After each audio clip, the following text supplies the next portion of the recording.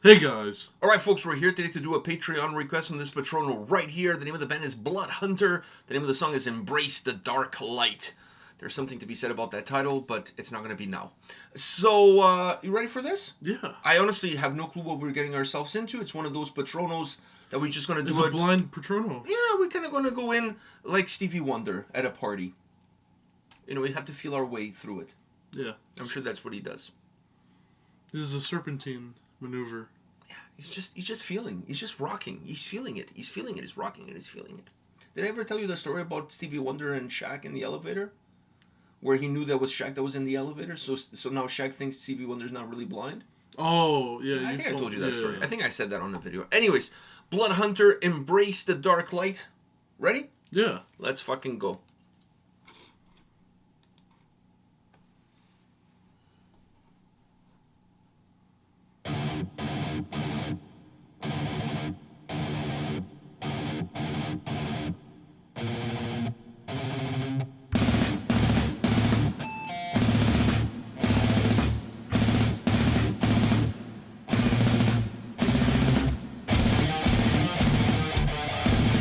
Shit. Some Slayer vibes.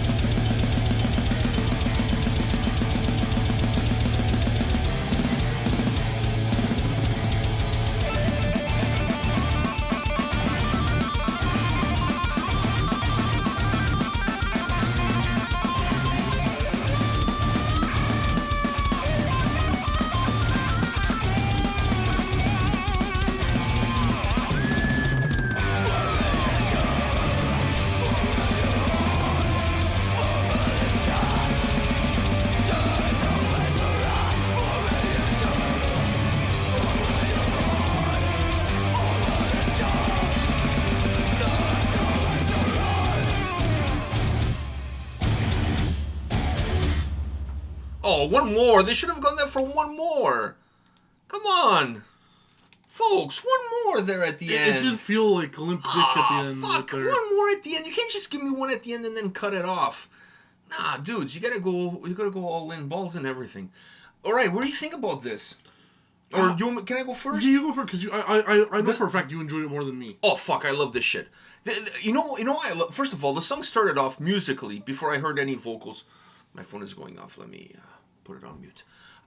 When the song started off, it kind of reminded me a little bit of Slayer, like the way Slayer, not necessarily new Slayer, but more so old Slayer, like old school Slayer, the way they would start some of their songs, which then as the song progressed, I started thinking, man, I would love to hear these guys doing a Slayer cover, like Raining Blood, South of Heaven, something like that. I think they would kill it.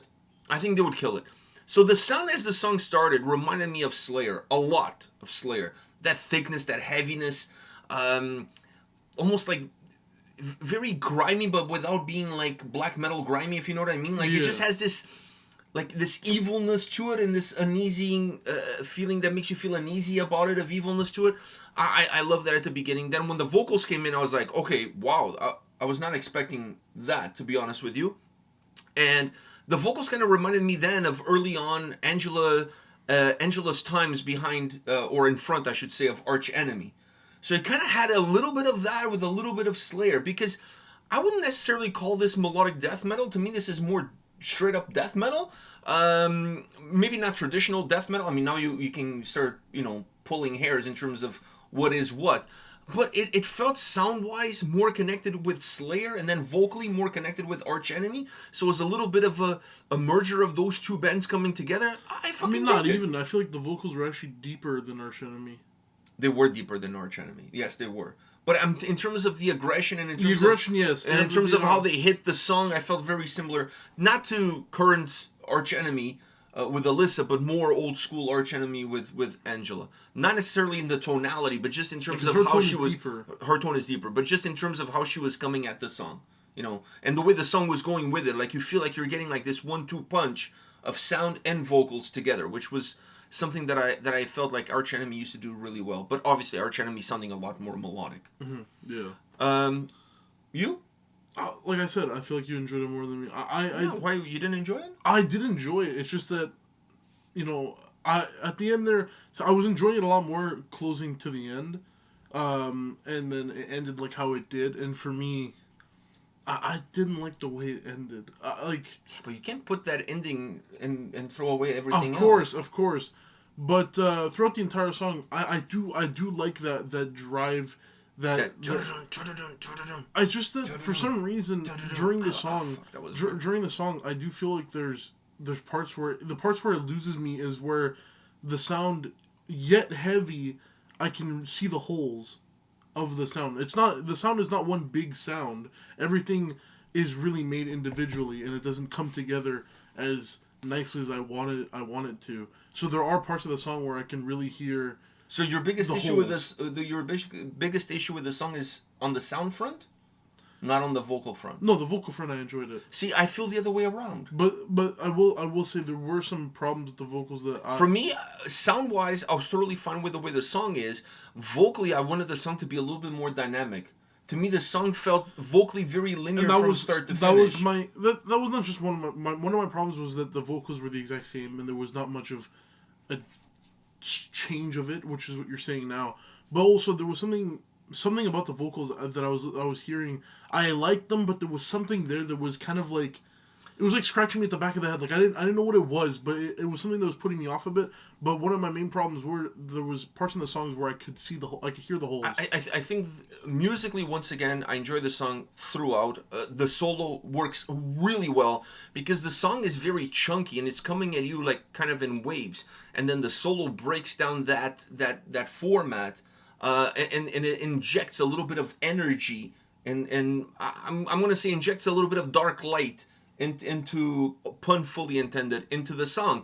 And while the track musically has these jolts, I mean, there's jolts that are built into the way the song is constructed, but then also the guitar solo adds itself as a jolt. While that is happening musically, and I really enjoyed that, I felt that vocally, because of her tone being very low, the whole vocal line from start to finish feels really low overall. And I felt like it needed a few times, maybe a little bit of screaming, maybe a little bit of more pushing through, so that as energetic as the song is with ebbs and flows, the vocals will match that same energy and have that same push up and down a little bit, because the song musically is moving quite a bit, but vocally it's staying very flat all the way throughout. And while I don't mind a song to have that flat approach, it's easier to pull it off when that flat approach vocally is a little bit higher. Like you mentioned, Angela being a little bit higher, she can pull it off because of being in that a little bit more in the forefront. It doesn't feel like she's as far back. But it's also because she has a different, she uses different styles. And she uses different styles as well. So I felt like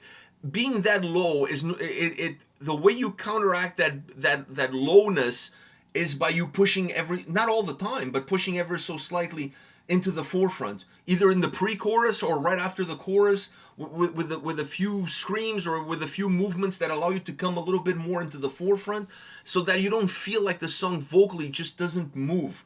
That's my only concern. But having said that, I really enjoyed the whole track. I really did. I enjoyed this song. I just felt like the song could have been even a bigger banger if vocally was as dynamic as it was musically. I'm not with you on those breaks like you're talking about musically. I didn't catch them. For me, it's just there was certain parts of the song where, you know, there are songs where you can tell that, okay, the drums is what's keeping the steady pace of the song, and you know that you can hear that the guitars are not going as fast, but they're keeping up with it, right? They're able to keep up with it, and you're not able to catch that difference of speed. In this song, I was able to catch that difference. Oh, I don't like that. I don't like being able to catch that difference, because catching that difference then puts me behind. It doesn't keep me in the song. I could catch the difference of how fast the drums were going, and that pocket, like I said, those pockets of air were those were the parts where you're able to hear the difference of speed. And when you're able to hear the difference of speed once, your mind is stuck on it. Yeah, that's so true. It ends up ruining I know what the you're song saying. for you. I kind of skimmed through it, to be honest with you. I would have been able to if the vocals were more dynamic. If the vocals were more dynamic, it would hide it better. It would hide it better. It would make the overall song. And then the end of the song. The end of the song was. No, the end of the song we both agree on. The end of the song, they needed to repeat that one more time. One more time. You have to give that, because that one punch after she finished singing comes one punch. Then you have to give the second punch. Like you need that for the knockout. One Punch Man. Yeah, like not the 5-finger kind, but you know, fuck yeah. I think that's the part we definitely on board. I mean, overall, we're not that far off from each other. But fucking good song, I must say. Yeah. You know, not bad. I enjoyed this. Bloodhunter with Embrace the Dark Light. All right, on that note, guys, thank you to the Patrono that requested this video, this song. I hope you enjoyed. Let us know your thoughts about the band, about the track, about the video. By the way, the simplicity of the video, perfect. Yeah. Because the song is also not overly complicated, or not complicated at all. So keeping the video simple, allowing you to enjoy the track and just seeing who's performing, was absolutely perfect. Proving that sometimes less is more. So hit us up in the comment section. We'll see you all at the next one. See ya.